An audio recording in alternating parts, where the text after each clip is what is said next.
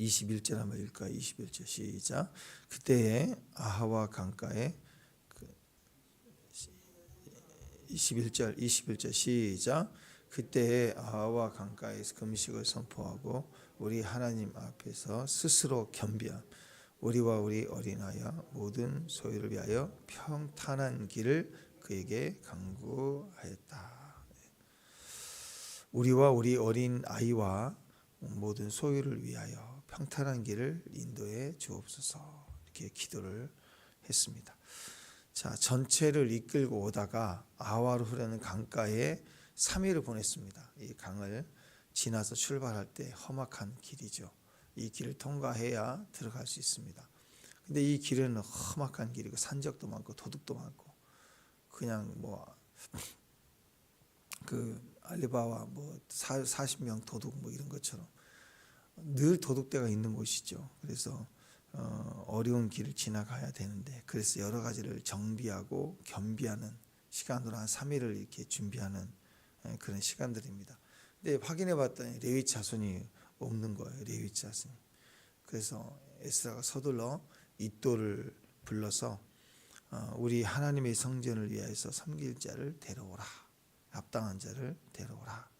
그래서 바로 떠나지 않고 아와 강가에서 금식을 하고 마음의 준비를 하고 영을 준비하고 육신에 필요한 것들을 준비하고 그리고 기도를 했다.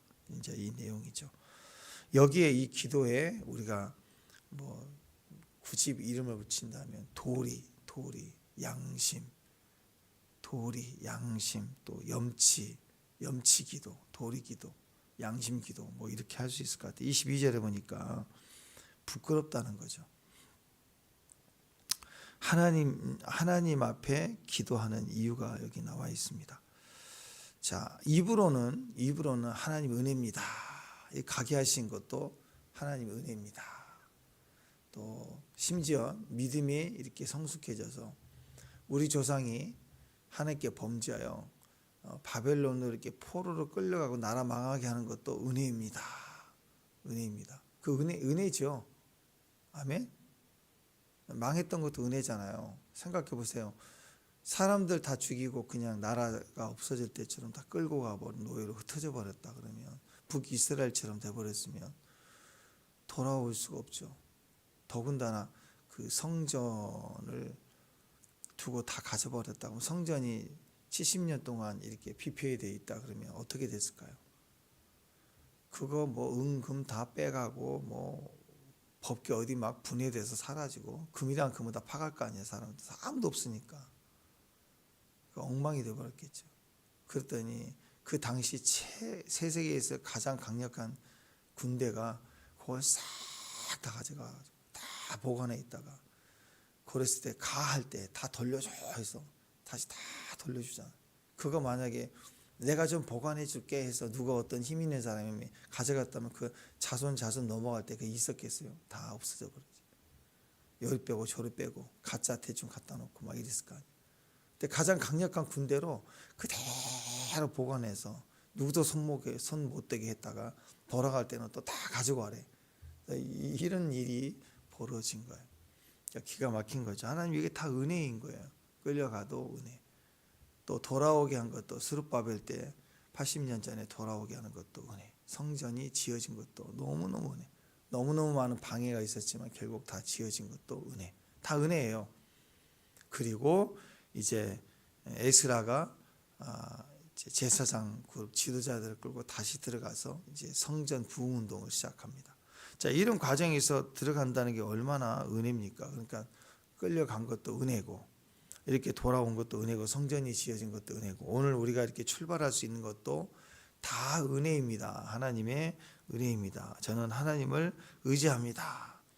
하나님은 살아계시고 살아계신 하나님의 손이 하나님을 찾는 자들에게 선을 베푸신 것을 저희가 믿습니다. 또 과거로 올라가면 솔로몬 때 성전을 지을 때 이 성전에 이름을 두셨는데 그걸 향하여 기도했더니 과연 하나님이 우리를 돌이키게 하심을 감사합니다. 하나님을 의지합니다. 막 이렇게 엄청난 은혜의 기도를 했단 말이에요. 했는데 막상 아와 강을 건너서 이제 본격적으로 험난한 곳을 사막을 통과해서 산적대를 지나서 이제 돌아가려고 하니 그래도 1차 때는 한 5만 명이 가니 그래서 산적들 입장에서 볼 때는 야, 저 엄청 무리가 많이 가네. 그럼 좀 긴장이라 하는데 요거 한 2천 명 정도밖에 안 되거든요.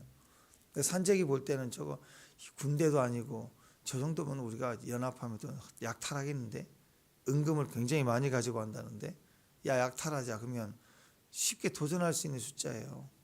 그래서 두렵고 걱정이 되죠. 이럴 때 하나님 의지한다고 실컷 기도하고 입으로는 해놓고 다시 왕에게 가서 왕이요, 근데 좀 아무리 봐도 아닌 것 같습니다. 좀 마병과 좀 군대를 좀 보내주면 안 될 거야, 안 될까요? 하고 이렇게 얘기하기가 부끄럽다라는 거죠. 부끄럽다.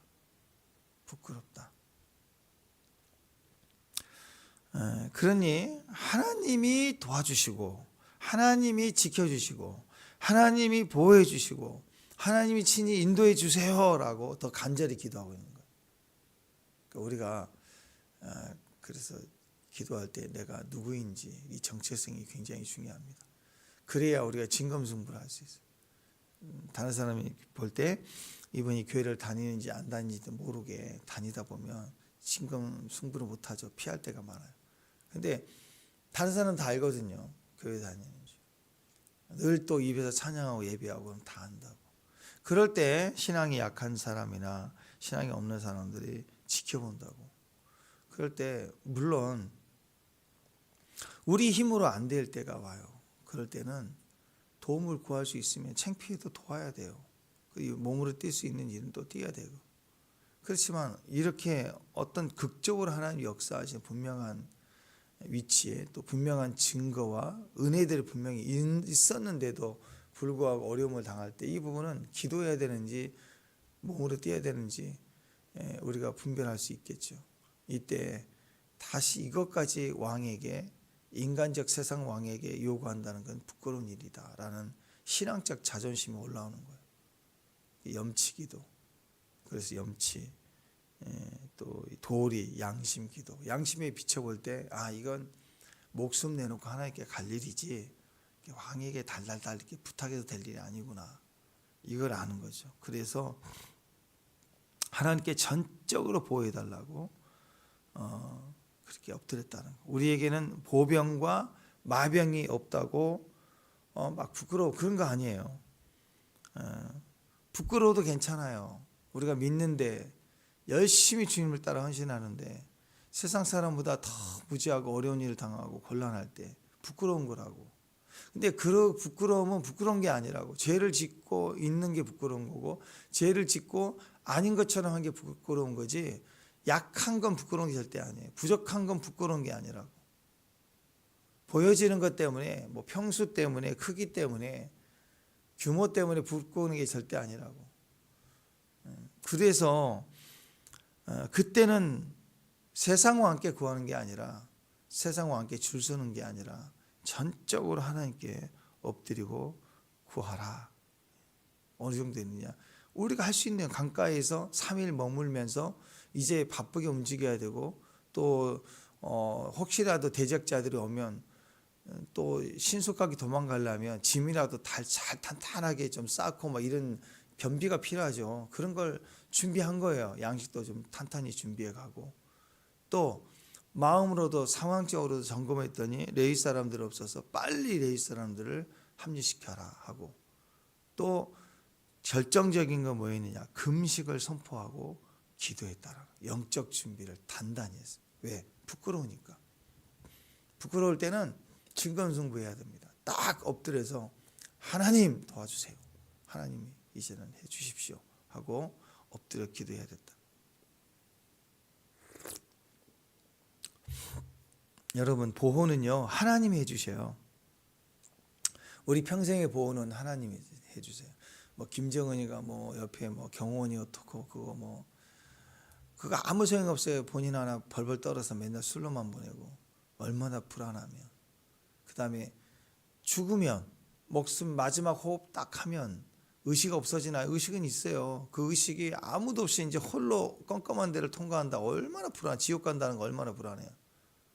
거기서 벌써 판명이 된다고. 우리가 마지막 호흡을 다할 때쯤 되면 벌써 천사들이 오고 다 예비한다고. 아는 거예요. 알고 믿고 주님 앞으로 간다고.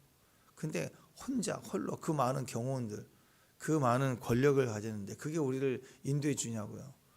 제일 그때는 이 땅에서의 부끄러움이 있을 때 하나님께 엎드려서 또 부끄러움을 당치 않아야지. 그때 하나님 없이 자기가 가진 소유로 힘발휘한다고 까불다가 하나님 앞에서 부끄러움을 당하면 그건 큰일 나는 거죠. 지옥 가서 부끄러움을 당한다면 얼마나 부끄럽겠습니까? 하나님이 우리를 도와주십니다. 부끄러워도 괜찮아요. 엎드리면 돼요. 엎드리면. 그게 우리의 전략입니다. 조지 뮬러가 그랬다고 하잖아요. 조지 뮬러가 굉장히 부끄럽대요. 자기는 이분이 원래 학자예요. 학자. 헬라 히브리 원어를 연구하고 말씀을 정리했던 학자라고. 근데 고아 아이들을 돌보기 시작하면서 현실이잖아요.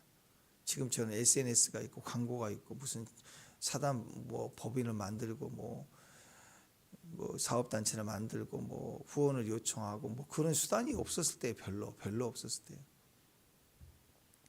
아이들은 당장 죽어가니 그가 말씀을 연구하고 기도하면서 그 아이들을 보태 나가는 거예요. 근데 그분의 약점이 있었대요. 사람들에게 자기는 자꾸 돈 달라 좀 도와주세요 하는 걸 못한대요. 영업이 쉬운 분이 있고 영업이 참 어려운 분이 있거든요. 그냥 일은 잘 되든 안 되든 일단 사람 만나는 게 좋은 사람들은 영업이 잘 돼요. 일단 보면 좋대. 거절당해도 물건을 못 팔아도 자꾸 만나는 게 좋은 사람들은 결국 쌓여서 물건을 판대요. 근데 물건이 아무리 좋아도 띵동 눌러놓고 나올까 봐 도망가고 얼굴 보려고 그러면 숨어있고 왜 안 해봤으니까. 근데 조지 몰러가 그런 과예요. 돈 달라 빌려달라 이걸 못하는 사람이라고. 이게 너무너무 부끄러웠대요. 그래서 여기저기 후원 편지 쓰고 뭐 그런 걸 못했대요. 남들에게 손 벌리는 게 너무 부끄럽고 자기가 또 안 되고. 그래서 항상 기도가 그래요. 하나님은 부자시죠. 하나님 부자시죠. 거기서 나온 거래요. 하나님은 부여하신데. 그래서 하나님 앞에만 달려나가서 그분의 기도 95%가 맨날 돈 달라 돈 달라 달라 돈 달라 돈 달라. 하나님께만. 사람에게도 한두 번 돈 빌려서 뭐 상황이 되는 거지. 볼 때마다 친구 친척 아무리 그래도 돈 달라. 아무리 내가 부자여도 너 어떤 친구가 계속 돈 달라 돈 달라 계속 그러면 그것도 참 창피하고 관계도 좀 불편해지고 그런다고. 그러니까 조지 몰러는 하나님 앞에 엎드려서 뭐 기도의 95%가 돈 달라요. 돈 달라. 돈 달라. 왜? 현실이니까. 뭐 냉장고가 엄청 많아갖고 3,000명의 애들을 먹이려면 그 세팅이 다 돼 있는 곳에서 저장하면서 뭐 이렇게 차곡차곡 싸서 밥을 했을까요? 그거 그냥 냉장고도 없으니까 하루 이틀 지나면 상하니까 빨리빨리 그때 공수해서 먹여주지 않으면 안 되는 거라고. 그러니까 엄청 기도한 거예요. 바로. 그래서 돈 달라 돈 달라. 아니 무슨 방언인 줄 알았어. 이거 보면 달라. 우리 조지 몰러 목사님은 달라 방언을 받았나. 하여튼 얼마나 돈 달라 그래서 미국 돈이 달러가 됐는지 모르지만 하여튼 달라 하나님 앞에서만 달라 하면서 맨날 3,000명을 먹여야 되니 달라.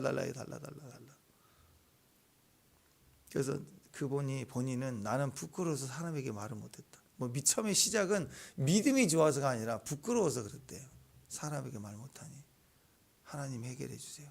달라. 오늘 또 달라기도 하세요. 달라가 올 것 같아요. 채워줘요. 하나님 채워주신다고. 하나님을 찾아야 될 시기에 부끄러움을 당할 때 엎드려야 돼요. 주님께 달라고 해야 돼요. 허드슨 테일러도 그랬죠. 중국 선거의 아버지. 그 당시 영국에서 미국 가려면 중국 가려면 6개월을 배만 타고 와야 돼. 비행기 없으니까. 그리고 당시 중국으로 간다면 선교를 간다면 그건 거의 죽으러 가는 거래요. 중국에 선교 가서 돌아온 사람들 별로 없었대요. 그리고 그 당시에는 허드슨 테일러 그쪽 그 당시만 해도 선교사들은 거의 상위 뭐 5% 이상 안에 드는 수재들이 있습니다. 거의 대부분이 의사 공부를 해야 돼요. 선교 가려면 의학 공부를 해야 되고 의사이면서 그 저널 작가이면서 목사이고 이걸 해야 돼요. 그 다음에 선교사로 파송받아. 그러니까 굉장히 영예와 자부심도 있고 대신에 엄청 죽으러 가는 거예요. 공부 실컷 해서 의사 된 다음에 목사 된 다음에 죽으러 가는 거예요. 이게 기본적인 선교에 대한 개념이에요. 인식. 그러니까 엄청난 사명 아니면 못 가요. 그러니까 그 과정에서 한 사람 이렇게 헌신이 되고 그 사람들 통해서 선교 조직이 되고 우리나라도 그래서 초기에 우리나라에 들어왔던 선교사님들 대부분 병원 개업하고 학교 개업하고 왜 수준이 그런 분들이 다 의사들이 굉장히 많이 왔다. 1886년에 허드슨 테일러는 이렇게 기도합니다. 중국 가봤더니 없어요. 그래서 이 영혼들을 위해서 1886년에 1년 안에 100명의 선교사를 중국에 보내달라고 그렇게 기도를 했어요. 막 그랬더니 맨날 기도가 그거니까 주변의 사람들이 아이고 한 사람 두 사람 그거 작정하기도 힘드는데 했다가도 안 가는 곳인데 어떻게 거기를 100명을 1년 안에 가냐고 좀 현실적으로 기도를 해야 되지 않겠냐고 막 사람들이 막 이러고 저러고 그랬더니 엄청 부끄러웠대요. 엄청 부끄러웠대요. 부끄러우니까 더 기도했대요. 매달려서. 그러면서 그는 항상 그 얘기를 했대요. 사람들은 말도 안 된다라고 할 때 자기는 부끄러웠대요. 근데 내면에는 기도할 때마다 부끄러움 중에 기도했더니 기록을 이렇게 해놨어요. 이 기도가 응답받았음을 아는 기쁨이 이미 있다. 내 안에 있다. 이렇게 얘기했대요. 사람들의 말이 막 안 된다. 야 그게 될 것 같냐. 막 얘기를 할 때 얼굴이 화끈거렸어요. 뺨에서 화끈거리고 부끄러웠대요. 싸울 일은 아니죠. 데려보자. 뭐 손에 장을 짓는다. 그게 아니라 싸울 일이 아니라 얼굴은 화끈거리고 부끄러웠는데 주님 앞에 가서 기도했더니 이 내면에는 이 기도가 응답 받았음을 아는 기쁨이 있더라. 정확하게 기록했어요. 기쁨이 내 안에 있었다. 영어로 믿음이 있었다는 거죠. 응답이 있었다는 거죠. 그리고 1년 뒤에 1887년도 11월 초에 100명이 아니라 102명의 선교 후보자들이 선교에 합문했다. 이렇게 기록을 하고 있습니다. 사람에게 선교 동원하고 한 번만 와주시면 안 되겠습니까? 뭐 이런 그런 거 안 했대요. 하나님에게만 기도했대. 하나님께만 기도하는 소리를 들어도 사람들이 막 그러지 말라고 잘못된 기도라고 얘기를 했대. 그럴수록 더 하나님께만 디깅한 거죠. 파들어갔대요. 너무 부끄러워서 하나님께 기도했더니 기도할 때마다 마음에 기쁨을 주셨대요. 정확한 기쁨. 이게 응답이죠. 이게 있어야 됩니다. 오늘 에스라도 그랬죠. 허드슨 테일러도 그랬고 조지 밀러도 그랬고 이제 우리 차례입니다. 우리도 그럴 수 있습니다. 부끄러우면 뭐 해야 돼요? 피하고 숨을 게 아니고 하나님 앞에 매달릴 때요. 그러면 우리 안에 기쁨이 터지면 그건 되는 거예요. 시간의 문제지 내 안에 기쁨이 터지면 되는 문제라고. 에스라가 하나님께 구하니까 응답해 주셨다. 23절입니다. 23절 읽습니다. 23절 시작.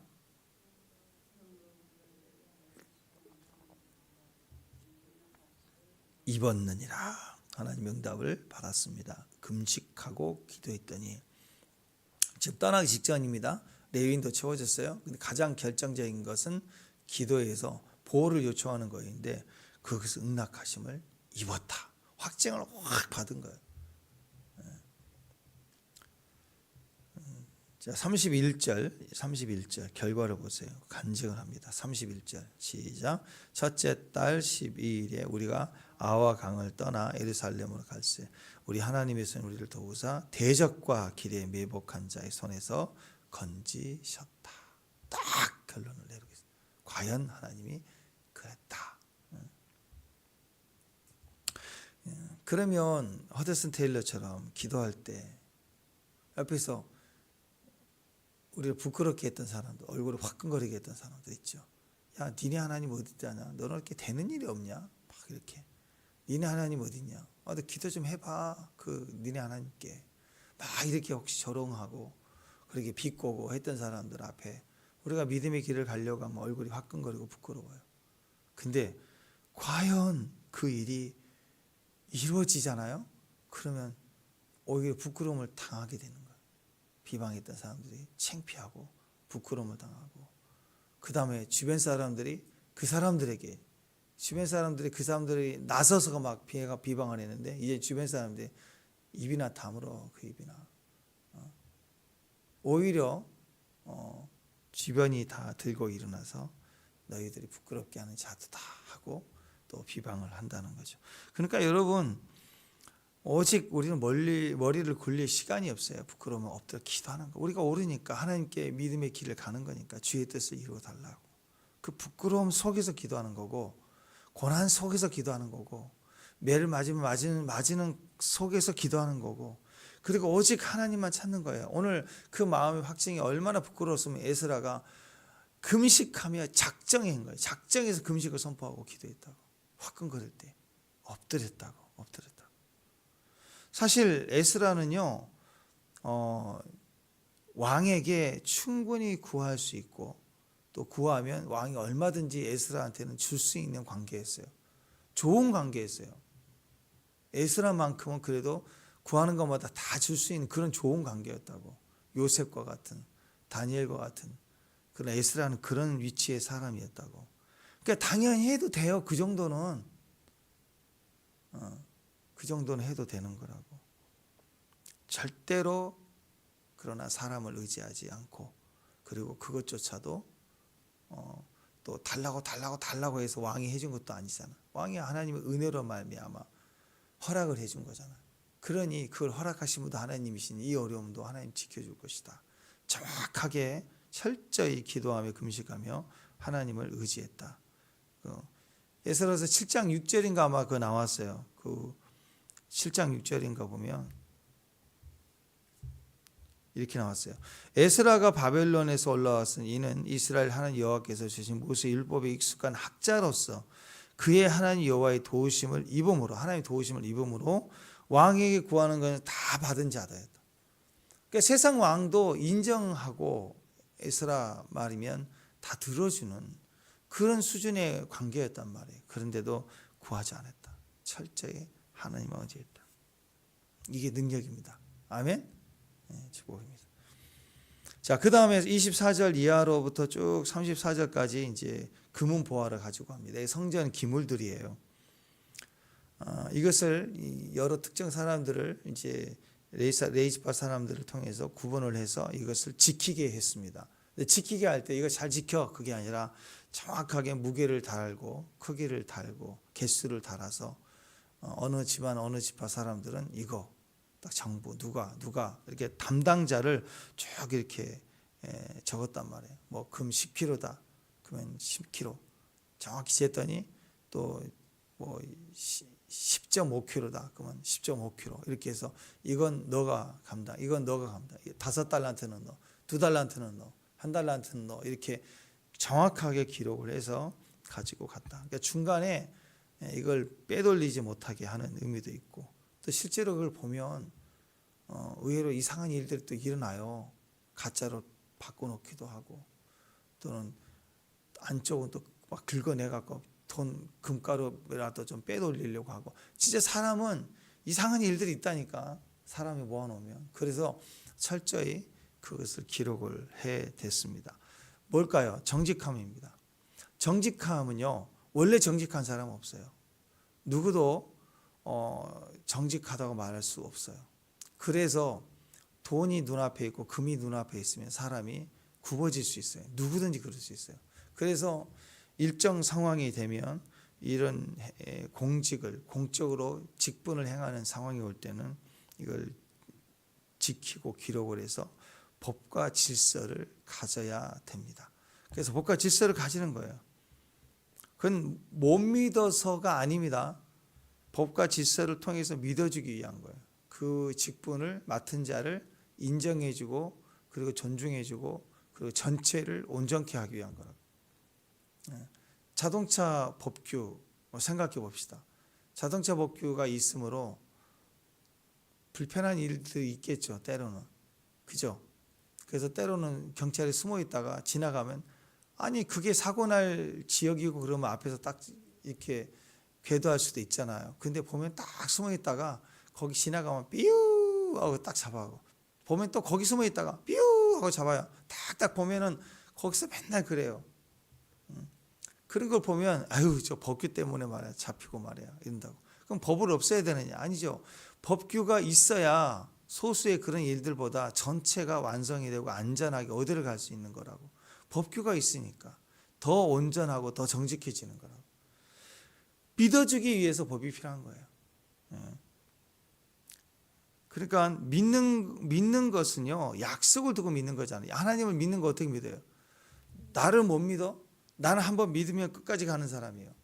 그것이 구원이 아니에요. 구원은 철저히 누구도 예외 없이 법을 두고, 예수 그리스도라는 법을 두고 믿어야 그게 구원인 거예요. 법을 두고. 친구 관계, 사랑의 모든 친구 관계도, 모든 사람의 관계도 믿는 것도 그냥 믿는 게 아니라 아들을 통해서 예수 그리스도를 가지고 믿는 거라고. 반드시 언약을 두고 믿는 거라고. 은혜를 어떻게 받아요? 은혜? 나 몰라요. 나 세게 기도할 거예요. 그거 아니에요. 말씀을 두고 믿어야 돼요. 말씀을 두고 은혜를 받아야 돼요. 말씀을 두고 헌신해야 된다고.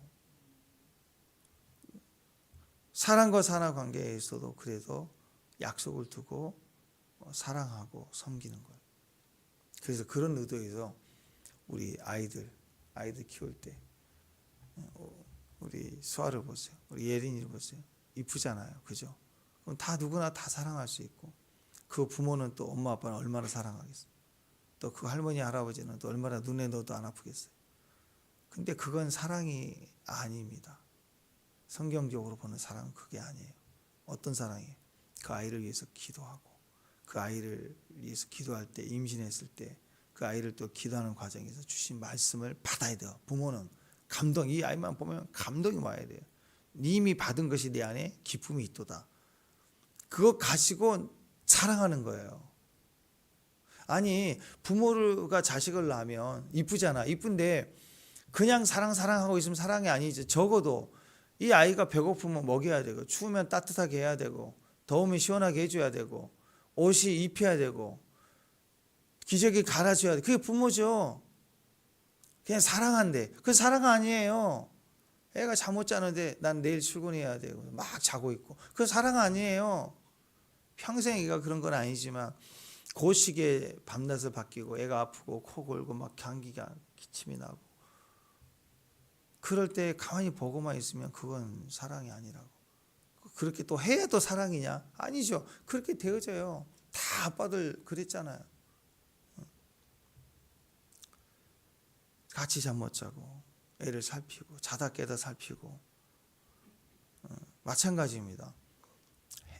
헌신과 행위가 있는데 그 행위의 이유가 뭐냐? 하나님 말씀이에요. 그리스도인의 가정에서 그리스도의 부모가 자기 자녀를 사랑하는 방법은 아이를 위한 말씀을 가지고, 이 첫째는 이 말씀, 둘째는 이 말씀. 하다못해 세상 사람들도요, 하나님의 말씀이 없는 세상 사람들도 태몽 꾼 거 가지고 애를 기대해 주는 부모가 있더라고. 이 아이는 이런 태몽을 꾸는데 이 아이는 이렇게 될 거야 하고. 아니, 사람이 존재가 이렇게 예언적이라고. 근데 어떻게 성도들이 자기 자녀에 대해서 예언의 꿈을 못 꿔요? 그럼 안 되죠. 부족합니까? 태몽이 없습니까? 괜찮아요. 지금 기도해 보세요. 이 아이를 놓고 방언으로 지금이라도 막 기도해 보세요. 그러면 하나님이 꿈을 주고 환상을 주고 우리의 계시를 주고 말씀을 반복해서 떠오르게 하면서 이 아이를 향해서 어떻게 기도를 해야 될지, 어떤 법을 갖고 계시는지가 알아지게 돼 있어요. 알아질 때까지 몸부림치라고요. 그거 가지고 다시 아이를 바라봐주고, 떨어져 있어도 그 약속을 가지고 기도하고. 아가서에 보면 내 사랑하는 이는 내 가슴에, 밤새 내 가슴에 있는 모래약 향낭이다 그랬죠. 그죠? 축복합니다. 신랑이 일을 위해서 목동이니까 이렇게 양을 치기 위해서 떠나가면 한 2년, 3년 있다 돌아온다고. 결혼했던 신부가 신랑이 떠나가서 일을 하러 가니 돌아오는데, 집으로 오는데 혼자 있어야 되니까 얼마나 불안하고 두렵고 그렇겠어요. 남편 없는 과부처럼 두려워하고 혼자 해결해야 되고. 그렇지만 가장 비싼 모래약 향낭 주머니를 선물해 주면 가슴에다가 탁 잠잘 때, 두려울 때 혼자 있으니까 불안할 때, 그때 막 가슴이 흔들릴 때, 불안할 때, 뛸 때, 심장이 팍팍 뛸 때, 가슴에 있는 모리아 향주머니를 탁 치니까 모리아 향당에서 향기가 팍 뿜어져 나온다는 거죠. 그러니까 그 향기를 맡을 때 내 사랑하는 이가 곧 온다. 내 사랑하는 이가 다시 내게 온다. 오고 있다. 그걸 느끼는 거죠. 향기를 가지고 똑같아요. 조지 물러처럼 사람이 무슨 얘기를 할 때 내 안에 이미 있는 거, 허드슨 테일러처럼 내 안에 있는 거, 사람의 말이 부끄러운 게 아니라 내 안에 있는 말씀의 그 기쁨이, 내가 그 기쁨 때문에 기뻐할 수 있는 거, 그리고 그 기쁨에 내가 부끄럽지 않게 하기 위해서 절적으로 기도하고 금식하는 거, 이게 모리아 향락의 시간이에요. 그러니까 내 안에 그 기쁨과 약속을 가지고 내 사랑하는 이는, 그랬으니까 자식이든 뭐 상황이든 애국운동이든 어떤 것이든 간에 자기 사명에 대한 약속을 가지면 그 약속의 향기를 느끼고 향기를 가지고 가야 그것이 사랑인 거예요. 그 약속을 가지고. 하나님이 일하시는 방법이 정직과 충성이잖아요. 못 믿어서가 아니라 정직과 충성은 직분이라는 자리를 줘야 어떤 일을 감당하게 해야 돼요. 거기에 충성이고 정직이 필요한 거예요. 오늘 여기 맡은 사람들에게 너는 금 5달란트, 너는 4달란트, 너는 이 물구성, 이 도구, 이거 지키고 가야 돼. 분배를 했을 때, 기록을 할 때 직분을 주는 거라고. 우리가 하나님 앞에서도 마찬가지입니다. 교회 안에서 직분을 받은 것도 사람들 앞에서 공적으로 선포해 주지만 하나님 나라에서도 그것을 기록하고 그 일을 보고 있어요. 그래서 그 일의 결과가 충성되고 정직한지가 확인이 되고 믿어주는 거고, 그래서 칭찬과 상급을 주는 거라고. 대충 아무렇게나 해 그럼 누가 상급 줘요? 믿을 만한 사람을 통해서 아무에게나 맡기지 않겠죠. 일을 맡긴다 그럴 때 여기에 있는 모든 금은을 누구한테 맡기겠어요? 그래도 지금까지 봐왔던 과정에서 충성된 자들, 그래도 신뢰한 사람들을 선택할 거 아니에요. 그러니까 그분들이 지금까지 똑같이 살아온 게 아닌가요? 나름대로 희생하고 정직하게 살아온 그런 과정의 보상인 거예요. 인정해 주는 거예요. 그러니까 충성되게 여겨 직분을 맡겨주셨다. 과거에 내가 어떻게 살았는가 또 인정받는 거고, 그리고 그것을 통해서 나를 더 믿어주는 사람으로 인정을 받을 뿐만 아니라 실제로 그 일을 통해서 성실한 자, 충성된 자가 되도록 기회를 주는 거고, 그리고 그 결과가 맞췄을 때 상급을 줄 수 있는 근거가 되는 거라고. 구원은 은혜로 다 받지만, 선물처럼 받지만 상급은 은혜로 받는 게 아니에요. 실제로 그 일을 해내야 줄 수 있는 거라. 이 땅에 우리가 살아가는데 모든 행위는 상급과 연결되어 있습니다. 그래서 충성돼야 돼요. 우리는 충성돼야 되고 성실해야 되는 과정에 있는 것입니다. 정직함을 유지하고 상급을 주기 위한 이 과정, 그래서 시스템이 필요합니다. 사업장에서도 매장 관리 철저하게 하고 CCTV 달아놓고 결산 확인하고 출퇴근 직원들 확인하고, 대기업일수록 철저합니다. 여러분, 그거 굉장히 철저하게 해요. 크리스찬 기업가들이요, 그래서 물품 관리, 직원 관리 대충 하고, 그리고 기도만 열심히 하고, 그렇게 해갖고는 사업 망해요. 망한다고. 요즘 그 인터넷에 나온 이야기들 보세요. 5년 알바했던 애, 또 5년 정도 했으면 거의 직장이잖아요. 사장하고 너무 친하고 잘하고, 그거 다 맡겼더니 엄청 빼돌리고 CCTV에 다 걸렸잖아요. 그러니까 카페 같은 데서도 사장이 왔다가 딱 가느면 그 시간대 너무 잘하니까 다 맡기고 가니까 딱 가자마자 이만한 표에다가 현금 결제하면 20% 세일합니다. 딱 해서 자기 계좌 넣어놓고, 사람들 와서 카드 결제하려다가 현금 결제해주면 그 계좌 이체는 자기 통장으로 다 들어오는 거예요. 사장도 이럴 줄은 몰랐다. 이 정도까지 할 줄은 몰랐다.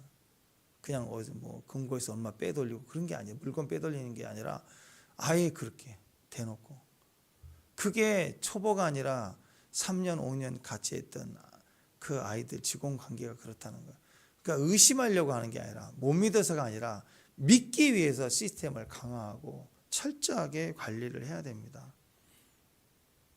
저도 보니까 우리 집사님들 사업하고 사업장 가서 기도하고 보면 기도만 열심히 해요. 그리고 관리를 되게 안 해. 알바생 오는 거 그냥 대충 그냥 왔니 하고 넘어가. 철저히 시간 안 지키면 야단도 치고 다 해야 되는 거라. 직원이 안 하면 내가 할게 하고 자기가 뛰고 그렇게 가버리면 결국 어려워져요, 경영이. 그래서 요리사한테 주방장한테 당하고 알바한테 당하고 쩔쩔 매고 다니다가 그렇게 당하는 거라고. 하나님의 일을 하는데 또 교회의 일이든 또 세상의 어떤 사업체를 경영하든 철저히 시스템을 두고 해야 돼요. 철저하게 해야 돼요. 그 다음에 플러스 알파 은혜가 또 있죠. 내가 더 해줄 수 있는 거, 더 해줄 수 있는 거. 근데 철저히 계산하고 디테일하게 가야 됩니다. 디테일하게. 또 사업 현장에서 부딪히는 어떤 일이 있을 때도 원래 계약서대로 디테일하게 가야 돼요. 이런 말 하면 이렇게 해주고 저런 말 이렇게 바뀌면 절대 안 되는 거예요. 기도할 때 기도해야죠. 일을 할 때는 일을 해야 돼요. 기도하듯이 일을 하면 안 돼요. 또 일을 하듯이 기도하면 안 돼요. 따박따박 기도하고 기도 좀 올리고 땡 하나님 알았죠. 기도가 어떻게 그렇게 딱딱 깍두기 싸움 떨어집니까? 기도는 기도대로 은혜를 따라가는 거고 또 사업은 사업의 계약서대로 가야 되는 거고 거기에 플러스 내가 해줄 수 있는 내 덕을 끼칠 수 있고 영향을 줄 수 있는 은혜를 베풀 수 있는 위치가 될 때 그걸 해주는 거죠. 그래서 여러분 은혜를 우리가 하나님의 은혜를 받고 우리에게 은혜를 주실 때도 마찬가지입니다. 은혜는 정확해야 됩니다. 모든 것이 은혜로 시작했으니까 모든 것이 은혜다. 은혜다 하면서 대충 은혜로 넘어가면 안 돼요. 기도 시간도 또 작정 시간도 정확해야 되고 그 기간 동안도 정확해야 되고 은혜는 정확해야 됩니다. 은혜는 공짜니까 대충 해도 되나? 공짜라고 생각하는 은혜가 어떻게 공짜예요? 예수님이 우리에게 우리를 대가를 지불하신 것이지 우리에게 공짜가 아니라고. 그분이 대가를 지불한 거라고. 그래서 은혜를 가볍게 여기면 안 되는 것입니다. 은혜는 공짜야. 대충 아무나 다 하는 거잖아. 다 은혜 구원을 주신다고 하잖아. 뿌려도 되는 뭐 전단지 마냥 막 그렇게 하면 안 돼요. 하나님은 갚을 수 없는 은혜, 갚을 수 없으니까 은혜를 주신 거라고. 대가 지불해서 살 수 없는 거니까 그분이 대가를 지불해 주신 거라고. 그래서 그 각각 갚을 수 없는 은혜를 각각 구별하고 각각 불러내서 각각 합당한 은혜를 주신 거예요. 직분도 아무나 다 그냥 1번부터 10번까지 이거 해. 이렇게 안 하신 거라고. 각각 불러서 이 일을 맡기신 거예요. 출애굽기 33장 19절에 보면 여호와께서 이르시되 내가 내 모든 선한 것을 네 앞으로 지나가게 하고 여호와의 이름을 네 앞에 선포하리라. 나는 은혜 베풀 자에게 은혜를 베풀고 긍휼히 여길 자에게 긍휼을 베푼다. 다 그냥 준다가 아니에요. 그냥 떠거지로 이번 기회에 다 들어와. 다 허락해 줄게. 절대 그렇지 않아요. 은혜와 긍휼은 철저히 각각 은혜 베풀 자에게 은혜를 주고 긍휼을 베풀 자에게 긍휼을 베푸는 거지 그냥 덤으로 그냥 그래 들어와 이렇게 해서 하나님 받아주지 않으세요. 철저히 그리스도를 영접해야 되고 철저히 기도의 자리에 엎드려야 상급을 주고 충성해야 또 역사하시는 분이라고. 그래서 여기서 은혜와 긍휼을 베푼다 할 때 은혜와 긍휼은 자식을 향한 아버지의 사랑으로 얘기를 합니다. 진짜 아버지가 자녀를 사랑하면요 무한한 사랑과 은혜를 베풀지만 동시에 철저히 훈련해요. 그잖아요. 그냥 집안에 방앗간에서 사는 그냥 우리가 그런 식으로 살면 뭐 특별한 규율이 없지만 큰 집안을 움직이고 나라를 움직이는 왕이고 큰 기업의 총수라면 아이들을 사랑하는 방법은요 그냥 물려주면 망하는 거예요. 그걸 알아요. 수없는 사업관계에서 사람을 경험해봤기 때문에 그냥 칼자루에다 금 지어주면 망하는 거라고. 그것을 감당할 그릇이 되도록 혹독하게 훈련을 시키는 거예요. 옛날 로마에서도요. 그래서 아버지가 자기 아들에게 재산을 물려주고 가업을 잇기 전에요. 선생을 붙여준데 그 스승이 노예예요. 노예 중에 가장 엄하면서 가장 신뢰할 만한 노예를 그의 선생으로 붙여준다고. 얼마나 혹독하게 훈련을 받아요. 노예한테. 그렇게 내몰아야 그가 자기 가업을 이을 만한 주인이 되니까. 그래서 이사야 49장 14절 15절 16절 보면 여인이 어찌 그 젖먹는 자식을 잊겠으며 자기 태에서 난 아들을 긍휼히 여기지 않겠느냐. 그게 긍휼이에요. 진짜 내 태에서 난 아들처럼 긍휼히 여기는 거. 자식을 향한 사랑.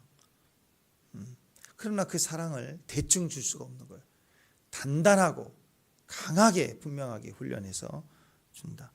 은혜와 긍휼은 하나님께서 자기 자녀들과 사랑으로 묶여 있는 결속을 의미합니다. 이런 관계가 아니면 은혜를 줄 수가 없어요. 그러니까 부모의 사랑처럼 하나님은 실제로 우리를 진실로 사랑합니다. 그렇기 때문에 묶여 있는 거고, 그래서 내가 아프면 주님도 아프고 주님이 아프면 우리도 아픈 거예요. 우리 신앙이 언제 변화가 되느냐? 나만 겪는 고난이라고, 왜 나만 겪는 고난이라고 막 슬퍼하고 억울해하다가 깜놀해요. 깜짝 뒤집어질 때가 있어요. 세상에 하나님 나와 같이 울고 계시네. 그때 사람이 바뀌는 거예요. 그러다가 또 언제 바뀐 줄 아세요? 내 상황이 아니라 주님을 알면 알수록 주님 안에 기쁨과 은혜가 있는가만 아니라 주님의 슬픔이 있는 걸 발견할 때, 저 영혼을 향하여, 저 시대를 향하여 울고 계신 주님 마음을 보게 될 때 내가 뒤집어지는 거예요. 내 아픔만 나만 고통인 줄 알았더니 주님이 알고 계실 때 변화가 되고, 또 주님의 고통을 내가 어느 순간 이해하기 시작할 때 내가 달라지기 시작합니다. 성숙해져 가는 거예요. 부모 자식의 긍휼입니다. 시편 103편 13절 보면 아버지가 자식을 긍휼히 여긴 같이 여호와께서는 자기를 경외하는 자를 긍휼히 여기신다. 예, 은혜와 긍휼입니다. 그러니까 우리가 어떻게 은혜를 경험해야 되느냐? 고린도후서 6장 1절에 보면 우리가 하나님과 함께 일하는 자로서 너희를 권하노니 하나님 은혜를 헛되이 받지 말라. 헛되이 받지 말라. 그러니까 우리가 은혜를 받을 때도, 은혜를 베풀 때도 철저해야 됩니다. 대충 넘어가면 안 돼요. 은혜를 받을 때도 철저히 충성하고 헌신해서 은혜 가운데 나아가야 되는 거고, 또 은혜를 누군가에게 베풀 때도요, 그냥 나 여유 있으니까 툭툭 던지는 거 아니에요. 철저히 은혜를 베풀 때도 헤아리고, 그리고 계산하고 철저히 주 앞에 엎드려서 기도하면서 베풀어야 됩니다. 그래서 헛되이 하나님 은혜를 받지 말아야. 은혜는 정확해야 된다. 정확해야 된다. 정확해라. 마찬가지입니다, 여러분. 기도할 때도 그래요. 기도의 값어치를 크게 해야 돼요. 기도하는 시간 1시간 했다. 그럼 그 기도 시간 했다는 게 그게 중요한 게 아니라 그 1시간의 기도의 가치가 꽉 채워진 사람이 있고, 어떤 사람은 기도를 겨우 하는 사람하고 있겠죠. 기도의 값어치가 크면 클수록 은혜가 커집니다. 기도하는 시간에 이 기도의 가치가 떨어지면 은혜도 약해, 흐려져요. 흐리흐리해져요. 그러니까 기도할 때 여러분 방언을 계속 해보세요. 방언을 계속 해주면 영이 강하게 열립니다. 그러면 영이 저절로 열릴수록 그림이 그려져요. 이런 그림, 저런 그림, 이런 생각, 저런 생각. 물론 거기에 처음에는 잡념도, 이거 개인적인 생각도 떠오를 수도 있겠죠. 그러나 계속 방언하면 그 방언의 언어가 그려져요. 계속 흐릿하고 내 생각 같고 처음에는 착각 같은 것 같은데 그게 반복적으로 떠오르고 계속 떠오를 때마다 그게 은혜인 거예요. 은혜. 기도할 때 대충 아무렇게나 하지 말고 집중해서 십자가 바라보고 믿음으로 계속 내가 할 수 있는 게 방언이다. 그럼 방언을 해야 되는 거예요. 계속 하다 보면 중간중간 은혜가 떠올라요. 내 생각 같고 그림이 그려지는 것 같고 뭔가 흐릿한 것 같고 뭔가 색깔이 파란색 같고, 그렇게 떠오를 때 계속 그 은혜를 터부시하면 안 돼. 무시하면 안 돼요. 그걸 하나님이 보여주신 거라고 착각해도 좋으니까 입을 사용해서 반응하고 계속 말하기 시작하면 영이 점점 더 강력하게 열리고, 또 그러면 내 감각들이 막 살아나기 시작해요. 그래서 어느 순간 하나님이 우리에게 주신 은혜의 가치가 커지면 그 기도의 가치도 커지는 거고, 그러면 실제로 역사도 커지는 거예요. 열매가 커지는 거예요.